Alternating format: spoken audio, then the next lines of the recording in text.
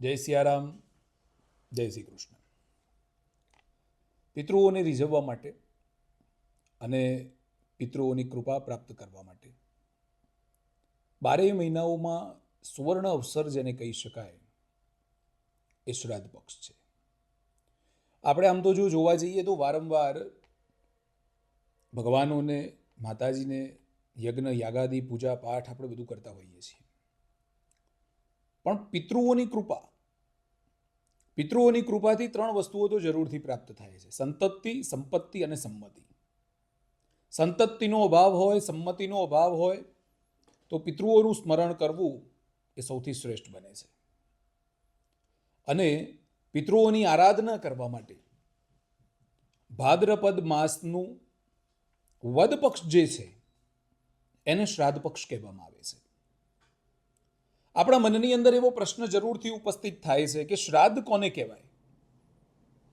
શ્રાદ્ધ કેવી રીતે કરવું જોઈએ? શ્રાદ્ધ કોણ કરી શકે? અને શ્રાદ્ધના વિશેષ નિયમો શું છે? એ આપણા મનની અંદર જરૂરથી આપણને સતાવે. કારણ કે આપણા કોઈના કોઈ સ્વજન હોય છે જેના માટે આપણે શ્રાદ્ધ કરતા હોઈએ છીએ. તો શ્રાદ્ધ એટલે શું? તો સૌથી પહેલા હું આપને જણાવીશ કે શ્રાદ્ધ એટલે પિતૃઓને શ્રદ્ધાપૂર્વક જે અંજલિ અર્પણ કરવામાં આવે છે, પિતૃઓને શ્રદ્ધાપૂર્વક જે કોઈ બાબતો અર્પણ કરવામાં આવે છે, પિતૃઓને શ્રદ્ધાપૂર્વક આપણે જે કોઈ ભાવથી એમને જે જલ અર્પણ કરીએ છીએ, એમને જે ભોજન અર્પણ કરીએ છીએ, એને શ્રાદ્ધ કહેવાય છે. પિતૃઓ હંમેશા માટે આશીર્વાદરૂપ બનતા હોય છે. ઘણી બધી માન્યતાઓ લોકોની હોય છે કે મને પિતૃદોષ છે, પિતૃઓ નડે છે. એ બધી બાબત સાચી છે કે પિતૃઓ નડે છે, કે પિતૃદોષ છે, કે ક્યાંક ને ક્યાંક પિતૃઓની હેરાનગતિ છે. પણ સામાન્ય દૃષ્ટિકોણથી જો જોવા જઈએ તો પિતૃઓ આપણા સ્વજન છે, પિતૃઓ આપણા મા બાપ છે. એ ક્યારેય કોઈ અશુભ ફળદાતા બનતા નથી. પણ જો એમને શ્રદ્ધાપૂર્વક યાદ ન કરવામાં આવે, શ્રદ્ધાપૂર્વક એમને અંજલિ અર્પણ કરવામાં આવે તો નિશ્ચિત રૂપે એમની કૃપા દ્રષ્ટિ આપણને જરૂરથી પ્રાપ્ત થાય છે. પણ જો આપણે મા બાપને હેરાન કર્યા હોય, મા બાપને પરેશાન કર્યા હોય અને પછી એ જો ધામમાં જાય અને અતૃપ્ત રહે, ત્યારે તે પિતૃ આપણને હેરાન કરતા હોય છે, તે પિતૃદોષ બનતો હોય છે. માટે પિતૃદોષને દૂર કરવા માટેનો સુવર્ણ અવસર એટલે શ્રાદ્ધ પક્ષ.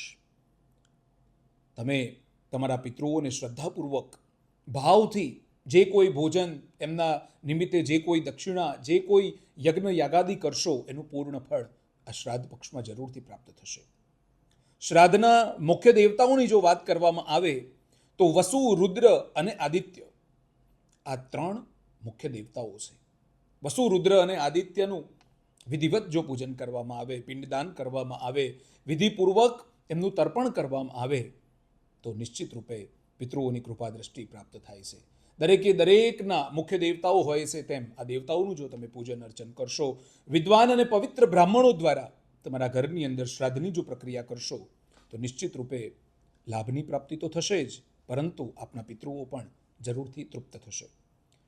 પિતૃઓ એવું કહેવાય છે કે પિતૃ યોનિમાં જ્યારે પિતૃ હોય તે સમયે તે વિશેષ કરીને યાતનાઓ ભોગવતા હોય છે, વિશેષ કરીને દુઃખ ભોગવતા હોય છે. એમને પાણીની તરસ હોય છતાં પણ પાણી ન પી શકે, પાણી જોઈ શકે પણ પાણી પી ન શકે. પણ જો સ્વજન કોઈ આપણું હોય, એ જો એને અંજલિ અર્પણ કરે, એને તર્પણ અર્પણ કરે તો નિશ્ચિત રૂપે એ પિતૃઓ તૃપ્ત થાય છે. શ્રાદ્ધ કોનું થઈ શકે? શું આપણા સ્વજન છે, આપણા દાદા દાદી, આપણા પિતાજી માતાજી, આપણા પત્ની પતિ, ભાઈ બહેન, કોનું શ્રાદ્ધ થઈ શકે? તો આપણા દ્વારા શાસ્ત્રમત એવું કહે છે કે આપણા દ્વારા સૌથી પહેલા તો પોતાના પિતા જો ધામમાં ગયા હોય તો એનું શ્રાદ્ધ તમે કરી શકો છો. તમારા દાદા જો ધામમાં ગયા હોય એમનું શ્રાદ્ધ કરી શકો છો. અને એમના દાદા જો, એટલે કે એમના પિતાજી જો ધામમાં ગયા હોય, એટલે કે તમારા પિતાજીના દાદા ધામમાં ગયા હોય, એનું તમે શ્રાદ્ધ કરી શકો છો. એટલે કે તમારી પેઢીથી 3 પેઢી સુધી તમે શ્રાદ્ધ કરી શકો છો. અને એ ક્રમશઃ વસુ, રુદ્ર અને આદિત્ય તરીકે એ સ્થાન પામે છે. આ 3 પેઢીના જે પૂર્વજો હોય છે એને અંજલિ અર્પણ કરવાનું સુવર્ણ અવસર એ શ્રાદ્ધ પક્ષ છે. શ્રાદ્ધ પક્ષ એટલે શ્રાદ્ધ આપણે કેવી રીતે માનવું, કઈ તિથિ પ્રમાણે શ્રાદ્ધ કરી શકાય? તો આપણા પિતૃઓ એટલે આપણું સ્વજન જે કોઈ ધામમાં ગયું છે એ આપણે કારતક મહિનાથી લઈ અને આસો મહિના સુધી વદ પક્ષ હોય કે શુદ્ધ પક્ષ હોય, જે તિથિના દિવસે જે ધામમાં ગયા હોય, જે દિવસે એમને અંતિમ શ્વાસ લીધો હોય, એ જે તિથિ હોય છે એ તિથિને આપણે શ્રાદ્ધની તિથિ તરીકે આપણે માન્ય ગણી શકીએ છીએ. ત્યારે આપણે એ તિથિના દિવસે શ્રાદ્ધ કરવું જોઈએ. ખાસ કરીને આપણે જો વિચાર કરીએ તો પિતૃદોષ જે હોય છે, પિતૃઓની કૃપા પ્રાપ્ત કરવા માટે, પિતૃદોષને સમાપ્ત કરવા માટે જ્યારે જ્યારે પણ વિધિપૂર્વક શ્રાદ્ધ કરવામાં આવે, વિધિપૂર્વક પિતૃઓને યાદ કરવામાં આવે તો નિશ્ચિત રૂપે એની ફળની પ્રાપ્તિ અવશ્ય થાય છે.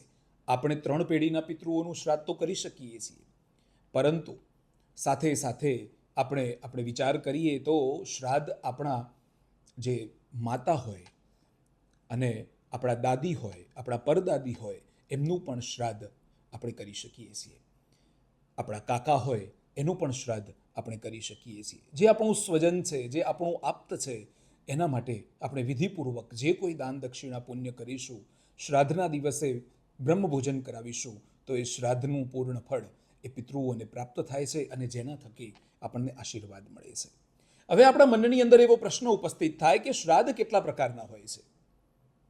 તો શ્રાદ્ધના જો પ્રકારોની વાત કરીએ તો નિત્ય શ્રાદ્ધ, જે વિદ્વાન ભૂદેવો નિત્ય પોતાની સંધ્યા પૂજન કરતા હોય છે તે સમયે નિત્ય શ્રાદ્ધ કરતા હોય છે, તેને નિત્ય શ્રાદ્ધ કહેવામાં આવે છે.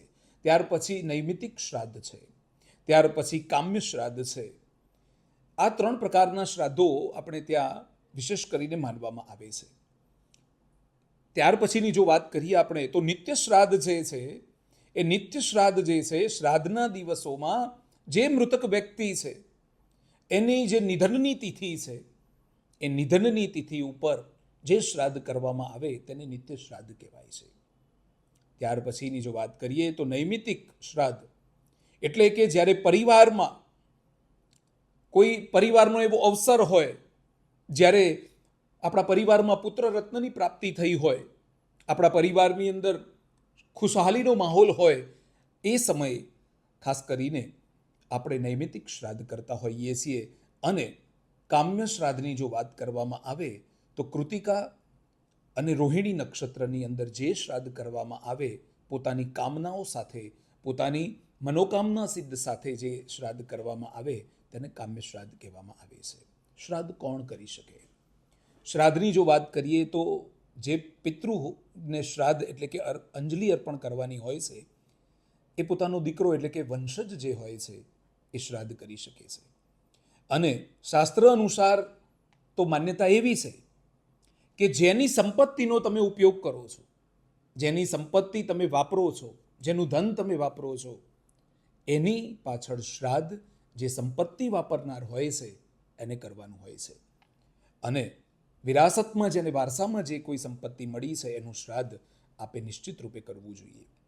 સ્નેહવશ થઈને કરો કે પ્રેમવશ થઈને કરો, પણ એ શ્રાદ્ધ નિશ્ચિત રૂપે કરવું પડે. ત્યાર પછી જો વાત કરવામાં આવીએ તો દિવંગત ગુરુ હોય, પોતાના ગુરુ જે હોય અને ધામમાં ગયા હોય તો ગુરુનું શ્રાદ્ધ આપણે કરવું પડે. ગુરુનું જે ઋણ છે એ પૂર્ણ કરવા માટે ગુરુનું શ્રાદ્ધ આપણે કરવું પડે. પુત્રની જો અનુપસ્થિતિ હોય, પુત્ર ન હોય, તો એના પૌત્રએ પણ એ શ્રાદ્ધ કરવું જોઈએ. પૌત્ર ન હોય તો પ્રપૌત્ર હોય તો એ પણ પોતાના સ્વજનોનું, પોતાના દાદાઓનું શ્રાદ્ધ પ્રપૌત્ર સુધી પણ થઈ શકે છે. ત્યાર પછી નિસંતાન પત્ની હોય એના પતિ દ્વારા શ્રાદ્ધ થાય છે, પિતા દ્વારા પુત્રનું શ્રાદ્ધ થાય છે, મોટા ભાઈ દ્વારા નાના ભાઈનું શ્રાદ્ધ થાય છે, અથવા તો નાના ભાઈ દ્વારા મોટા ભાઈનું શ્રાદ્ધ થાય છે. પણ જ્યારે વાત કરવામાં આવે તો મોટા ભાઈ દ્વારા નાના ભાઈનું પિંડદાન કરી શકાતું નથી. જ્યારે પિંડદાનની વાત આવે ત્યારે એક મોટો ભાઈ નાના ભાઈનું પિંડદાન કરી શકે નહીં. ખાસ કરીને વાત કરીએ કે જેનો ઉપનયન સંસ્કાર થયો નથી અને એવો આત્મા એટલે કે જેની જનોઈ અર્પણ કરવામાં આવી નથી, એવો આત્મા જો ધામમાં જાય તો એનું શ્રાદ્ધ પણ એવું કહી શકાય કે નવશ્રાદ્ધ કરી અને પિતા જલ અર્પણ કરી અને પોતાના દીકરાનું શ્રાદ્ધ કરી શકે છે. ત્યાર પછીથી જો વાત કરવામાં આવે તો શ્રાદ્ધ માટે કયો પદાર્થ અનુચિત છે, વર્જિત છે, શ્રાદ્ધની અંદર આમ સામાન્ય રીતે જો આપણે વાત કરીએ તો શ્રાદ્ધની અંદર મુખ્યત્વે જલ, તલ અને જવ આ 3 બાબતો વિશેષ કરીને ઉપયોગમાં લેવામાં આવે છે. પછી તો ગૌમૂત્ર છે, ગૌ છાણ છે, એ બધાનો આપણે વિધિવત ઉપયોગ કરી શકીએ. પરંતુ આ 3 બાબતો જે છે તલ, જવ અને જલ અને દર્ભ, આટલું જો આપણી પાસે હોય તો આપણે વિશેષ કરી અને શ્રાદ્ધના ઉપયોગી સાધનોમાં વિશેષ એને આપણે લઈ શકીએ છીએ. પરંતુ શ્રાદ્ધ જ્યારે હોય ત્યારે જો મદિરાન પાન કરતા હોવ તો એને છોડી દેવું જોઈએ, એ વર્જિત છે. જો તમે માંસ ભક્ષણ કરતા હોવ તો એને છોડી દેવું જોઈએ. ઘરની અંદર એ દિવસે કલેશ અને કંકાશ જરાક પણ ન કરવું જોઈએ.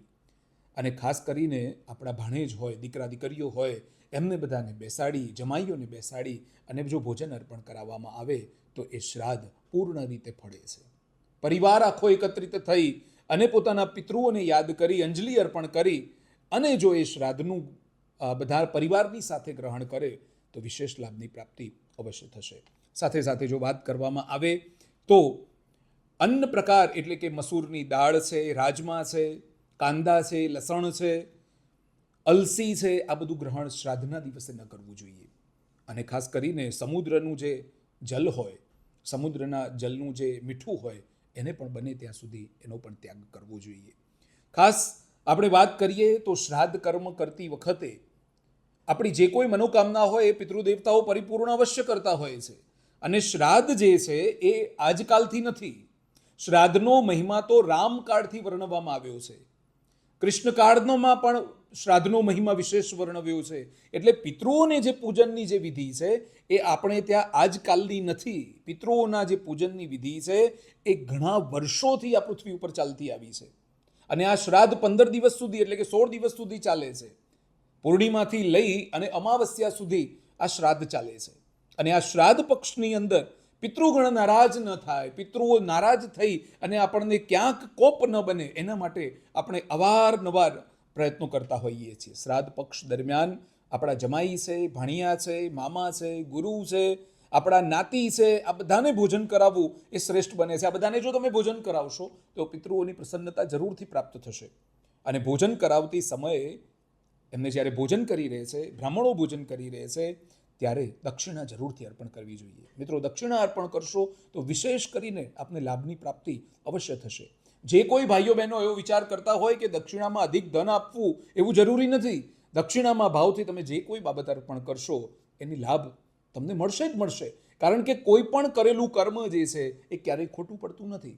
અને આ જે શ્રાદ્ધ છે, પિતૃઓને યાદ કરવાનો જ્યારે અવસર છે ત્યારે ધનક કનક સમૃદ્ધિ રસ્તો, એટલે કે ધન, કનક, સમૃદ્ધિ. કનક કહેતા સોનું, ધન અને સોનુંની વૃદ્ધિ તો અવશ્ય થાય છે. એટલે જેટલું મુક્ત મને, જેટલું મન ખોલીને દાન કરશો એટલું દાન કરેલું જે પૂર્વજો છે એને જરૂરથી પ્રાપ્ત થશે. પિતૃ નું પૂજન જ્યારે આપણે કરતા હોઈએ, શ્રાદ્ધનું જ્યારે પૂજન આપણા ઘરમાં થતું હોય ત્યારે કાગવાસ કરવાનો પણ આપણે ત્યાં નિયમ છે કે પિતૃઓ કાગ સ્વરૂપે આવે છે અને આપણે બનાવેલું જે ભોજન છે એ ગ્રહણ કરે છે. ખાસ કરીને અને જે પિતૃ છે એના ભાવતા ભોજન જો એ દિવસે બનાવવામાં આવે તો નિશ્ચિત રૂપે આપણને ફળની પ્રાપ્તિ અવશ્ય થાય છે અને પિતૃગણ રાજી થતા હોય છે. તો ખાસ કરીને આપણે જો વિચાર કરીએ તો પૂર્વજન્મ અને ગત જન્મ આપણે જોયો નથી. આપણને ખબર નથી કે આપણો પૂર્વજન્મ શું થશે, કે આપણો ગત જન્મ શું છે. આપણે તો વર્તમાનમાં જીવીએ છીએ અને એટલા માટે જ દરેક તિથિ અનુસાર દરેક કોઈ એવી તિથિ બનતી હશે કે જ્યારે આપણા સ્વજન ધામમાં ગયા હશે અને દરેક તિથિ અનુસાર શ્રાદ્ધ કરવું અને કાગવાસ કરવું. કાગવાસનો નિયમ શું છે? તો કાગવાસ એક એવી બાબત છે કે પિતૃઓને, આપણા સ્વજનનો જે ભાવતી બાબતો હોય એ ધાબે મૂકવાથી અને કાગડો આવી અને એને ગ્રહણ કરે છે, એની ચાંચથી એ ગ્રહણ કરે છે. ત્યારે ખીર એટલે કે દૂધપાક, પૂરી, વડા અને જે કોઈ શાક બનાવ્યું હોય તે આપણે જો એમને મૂકીએ એક કટોરીમાં ભરીને અને એક બાજુ એક પાણીની કટોરી ભરીને મૂકીએ તો એ શ્રાદ્ધ પૂર્ણ થતું હોય છે અને એને કાગવાસ કહેવામાં આવે છે. પિતૃઓનું ધાબે આ બધું મૂકી અને સ્મરણ કરવું કે પિતૃઓ જ્યાં સૂક્ષ્મ રીતે પણ બિરાજમાન હોય તો એ એનું ગ્રહણ કરે તો એ શ્રાદ્ધ પૂર્ણ થયું બરાબર ગણી શકાય છે. કૃષ્ણ પ્રતિપદા, કૃષ્ણ પક્ષની એકમ એટલે કે પહેલું એકમનું જે શ્રાદ્ધ છે એ નાના અને નાનીના શ્રાદ્ધ માટે સૌથી શ્રેષ્ઠ બતાવવામાં આવ્યું છે.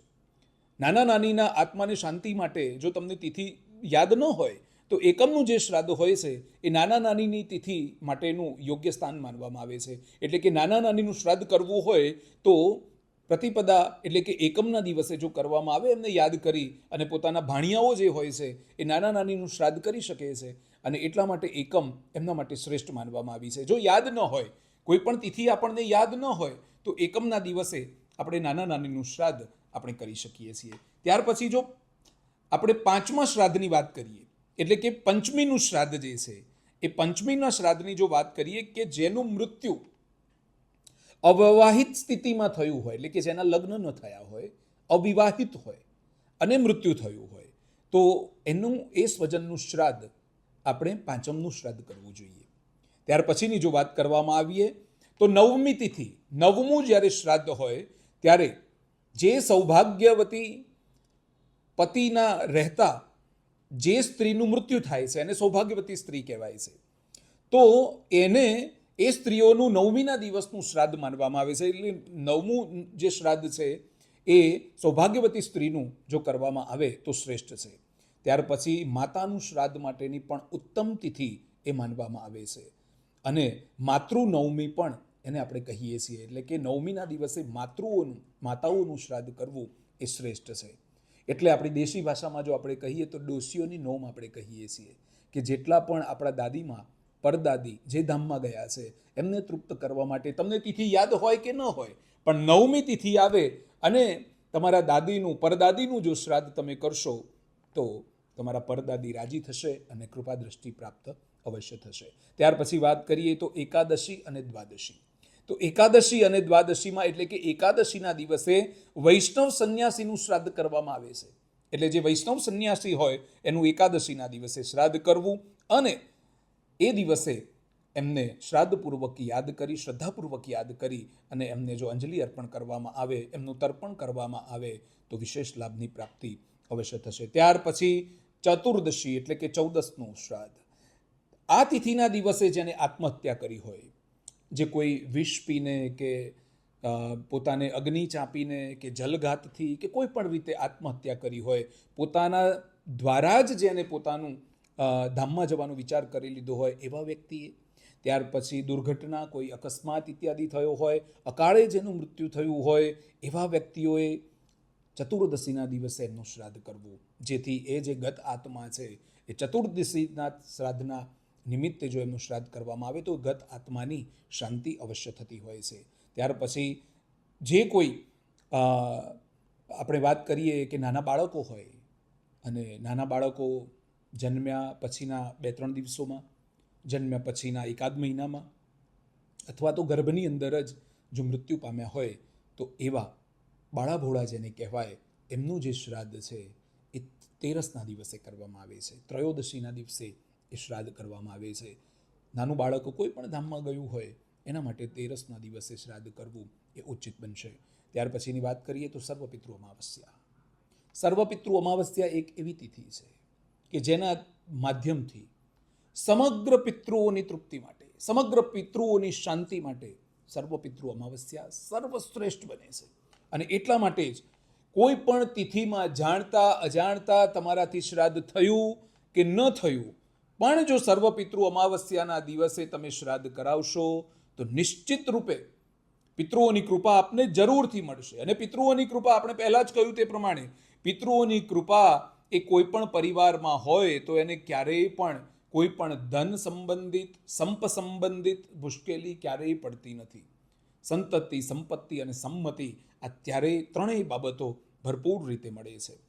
શાસ્ત્ર અનુસાર જો વાત કરવામાં આવે તો દરેકે દરેક પિતૃઓ માટે કોઈ પણ યાદ હોય કે ન હોય, ગુરુ મહારાજ હોય, આપણા સ્વજન હોય, આપણા પિતૃઓ હોય, આપણા નાતી હોય, જે પણ હોય, જેના દ્વારા જેને આપને તૃપ્તિ અપાવી છે એ બધાનું શ્રાદ્ધ તમે સર્વપિતૃ અમાવસ્યાના દિવસે કરશો તો નિશ્ચિત રૂપે ફળની પ્રાપ્તિ અવશ્ય થશે. સર્વપિતૃ અમાવસ્યા એટલે એવું કહી શકાય કે એક પ્રકારની ઔષધિ સમાન છે કે ઔષધિ આપણે લઈએ અને આપણું શરીર સ્વસ્થ થાય એમ સર્વપિતૃ અમાવસ્યાના દિવસે પિતૃઓનું સ્મરણ કરવાથી તમામ પ્રકારની મુશ્કેલીઓનો અંત આવી જતો હોય છે.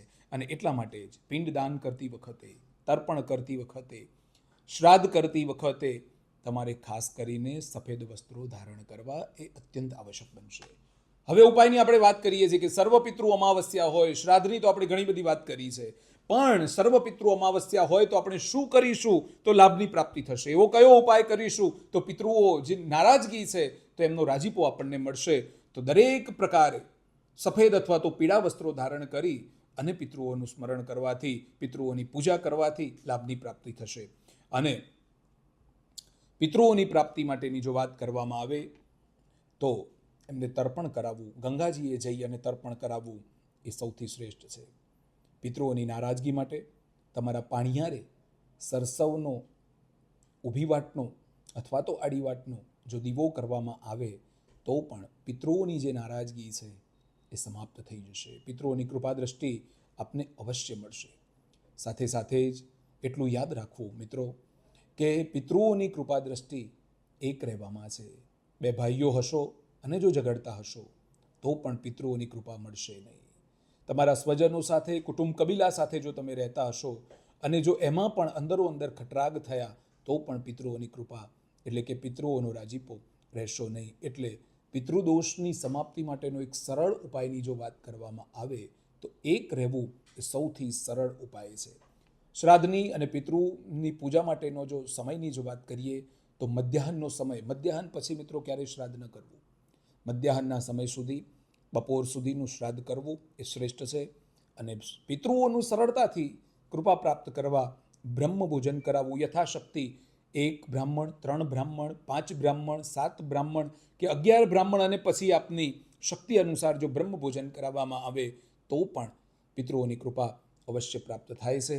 તો આ શ્રાદ્ધ પક્ષ વિશે, સર્વપિતૃ અમાવસ્યા વિશે વિશેષ કરીને જેટલી પણ શાસ્ત્રોક્ત જાણકારી હતી એને આપણે આપવાનો પ્રયત્ન કર્યો છે. પિતૃઓની કૃપા દ્રષ્ટિ આપના ઉપર અને આપના પરિવાર ઉપર સદાય માટે બનેલી રહે. પિતૃઓની કૃપાથી ઘણું બધું પ્રાપ્ત થાય છે, પણ કોઈ પણ પ્રકારની જે ગેરમાન્યતાઓ છે, કોઈ પણ પ્રકારનો અંધવિશ્વાસ છે એનાથી તમે દૂર રહેજો. પિતૃઓ ક્યારેય, હજી પણ તમને ફરીથી કહું છું, શરૂઆતમાં તો આપણે વાત કરી હતી, પણ પિતૃઓ ક્યારેય આપણને દુઃખ આપતા નથી. પરંતુ જો કોઈ અતૃપ્ત માટે એટલે કે એમને તૃપ્ત થવું હોય, આ પ્રેત યોનિમાંથી, પિતૃ યોનિમાંથી એમને મુક્ત થવું હોય તો માધ્યમ આપણે જ બની શકીએ છીએ. બ્રાહ્મણો દ્વારા તર્પણ કરાવી, એમના નિમિત્તે શ્રાદ્ધ કરી, એમના નિમિત્તે પિતૃપૂજન કરી અને એમની મુક્તિનો આપણને સુવર્ણ અવસર આપણે ગુમાવવો ન જોઈએ. માટે આપના પરિવાર સાથે બેસી, સગા સ્વજન સ્નેહી સાથે બેસી અને જો તમે પિતૃગણનું શ્રાદ્ધ શ્રદ્ધાપૂર્વક કરશો તો નિશ્ચિત રૂપે પિતૃઓની કૃપા અવશ્ય થશે. બીજી એક ટૂંકી વાત કરી દઉં, ભારતમાં હોવ કે વિદેશમાં હોવ, જ્યાં પણ બેઠા હોવ ત્યાં પિતૃઓ સૂક્ષ્મ રીતે જરૂરથી આવતા હોય છે. માટે કોઈ પણ પ્રકારની એવી ચિંતા કર્યા વગર જ્યાં પણ તમારો વાસ છે, જ્યાં પણ તમે રહો છો ત્યાં પિતૃઓનું પૂજન શ્રદ્ધાપૂર્વક કરવું, શ્રાદ્ધ કરવું, જેથી કૃપા દ્રષ્ટિ અવશ્ય બની રહેશે. આ શ્રાદ્ધ પક્ષમાં પિતૃઓની કૃપા આપ સર્વે જનો ઉપર બની રહે એવા ભાવ સાથે જય સિયારામ, જય શ્રી કૃષ્ણ.